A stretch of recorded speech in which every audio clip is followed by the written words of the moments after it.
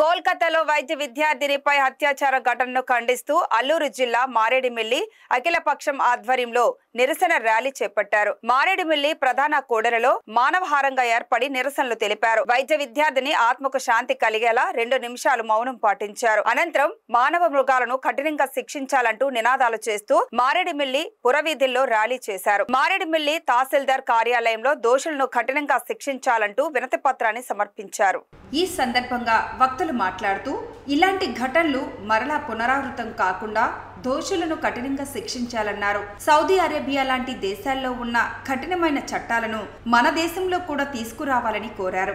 మృతురాలి కుటుంబాన్ని ప్రభుత్వాలు అన్ని విధాలా ఆదుకోవాలని డిమాండ్ చేశారు. ఈ కార్యక్రమంలో సర్పంచ్ కొండా జాకోబ్, జడ్పీటీసీ గొర్లె బాలాజీబాబు, వైస్ ఎంపీపీ లక్కొండ రవికుమార్, ఆదివాసీ గిరిజన జిల్లా నాయకులు గొర్లె చిన్ననారాయణరావు తదితరులు పాల్గొన్నారు. చాలా దుర్భరమైన పరిస్థితి. ప్రసార మాధ్యమాల్లో చూసినప్పుడు మెడ ఎముక విరిగిపోయినట్టుగాను, ముఖం శిథిలిపోయినట్టుగాను, ఇంకా శరీరంలోని ముఖ్యమైన భాగాలన్నీ కూడా పాడైపోయినట్టుగాను చూసినప్పుడు హృదయం సలించింది, కన్నీరు కార్చడం జరిగింది.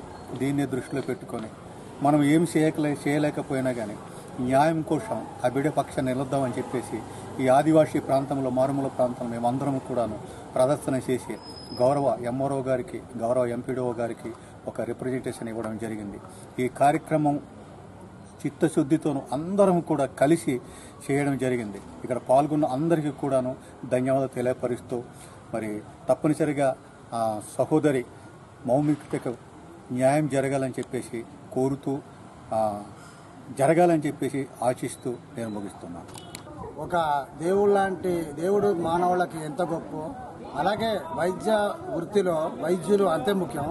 అటువంటిది వైద్య విద్యార్థిని అంత బాధాకరంగా, చాలా ఇబ్బందికరంగా పాపం ఆ అమ్మాయిని చంపడం అనేది చాలా బాధాకరం. ఇలాంటి కక్షతో చంపారో తెలియదు, తాగేసి చంపారో తెలియదు, కానీ ఇటువంటి నరహంతకులకు పాపం ఆ డాక్టర్ చంపిన అటువంటి వాళ్లకు భయంకరమైన శిక్ష విధించాలని, అలాగే మా గిరిజన ప్రాంతంలో కూడా ఇటువంటి సమస్యలు జరుగుతున్నాయి, అటువంటి జరగకుండా మేము ముందుండి ఇటువంటి జరగకుండా చూసుకోవాలని నేను ఈ యొక్క ప్రజలకు తెలియపరచుకుంటున్నాను.